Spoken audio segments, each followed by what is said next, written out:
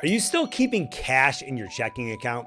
In 2025, that's basically lighting your money on fire. You're earning next to nothing, and in this interest rate environment, that's a silent loss. Today, I'm gonna walk you through smarter short-term investment options. We'll talk about high-yield savings accounts, bonds, CDs, Treasury ETFs, and T-bills. Listen, these aren't get-rich-quick schemes. They're real, risk-appropriate places to park your cash and earn more without locking it away forever or gambling in the market. And by the end of this video, you'll know exactly which option makes the most sense for your money, whether your objective is liquidity, income, or peace of mind. Let's start with where not to put your cash. Your checking account. It's great for paying bills, but terrible for holding your money. You're lucky if it pays 1/100th of a percentage point in interest. And no, that is not a rounding error. Traditional savings accounts aren't much better. Some banks, big traditional names, are paying less than 1% while still charging you fees just to hold your money. That's not a savings strategy. That's a slow bleed. And physical cash? Let's be real. When's the last time you actually used paper money? It earns nothing, and in inflationary times, it loses value as it sits idle. So where should you park short-term cash in 2025? Option 1, high-yield savings accounts. These are the most flexible and automated options. You can think of it like your emergency fund on steroids. Today, some platforms are offering between 4 and 5% as an interest rate. The money is liquid, the transfers are fast, and you can automate distributions from your paycheck, set it and forget it. But a few downsides. Interest rates move with the feds, so if they lower rates, your returns get lowered as well. And all the interest you earn is fully taxable as ordinary income, federal, state, and local, depending on where you live. Still, for daily cash needs and near-term goals, it's a solid option. Option 2, certificates of deposit. CDs are the old school play, but they still have a role, especially if you think interest rates are going to fall. You lock in a fixed rate for a set term, 3 months, 6 months, or a year or more. The longer the term, the better the rate. It's predictable, it's safe, and it lets you front run a falling rate environment. The downsides, your money is locked, and if you withdraw early, you'll likely pay a penalty. And yes, interest here is also fully taxable. One way to work around the liquidity issue is CD laddering. You split your investment across multiple CDs with staggered maturities, so you're never too far from cashing out a portion.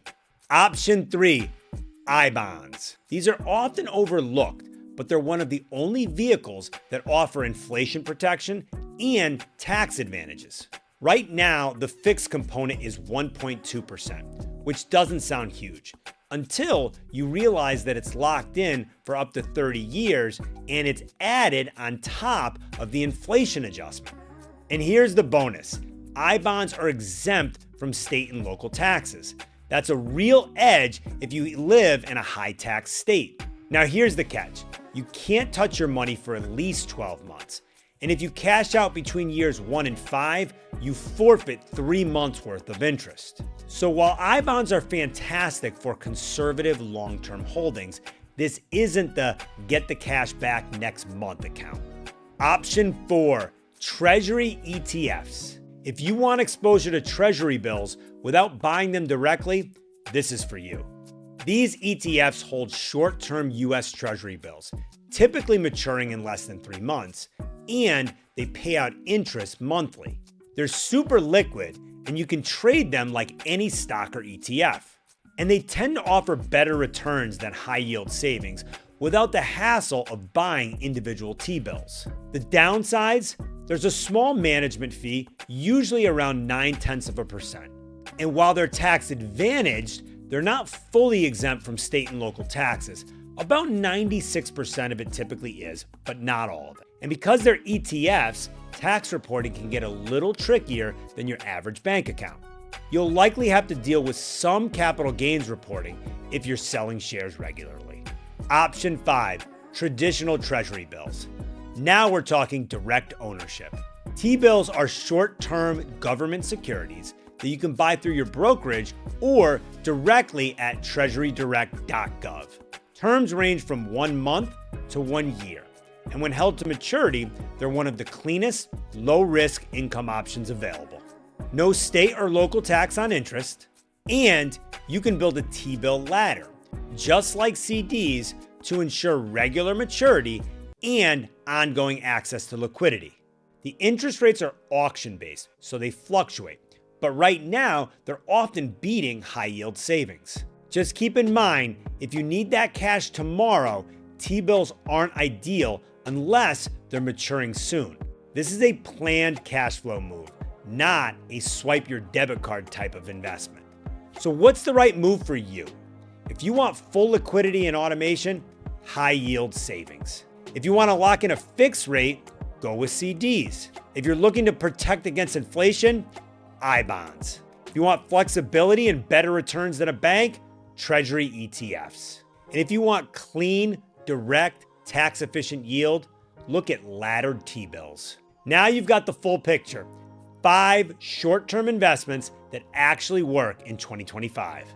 If you're still unsure where to start, review the pros and cons and match them to your actual goals. Liquidity, yield, risk, tax impact, these are the trade-offs to weigh. And if you found this breakdown helpful, hit like, maybe share it with someone still hoarding cash, and subscribe to our newsletter in the comments below for more no-fluff guides to smarter investing. You deserve to make your money work for you, and we'll help you do it.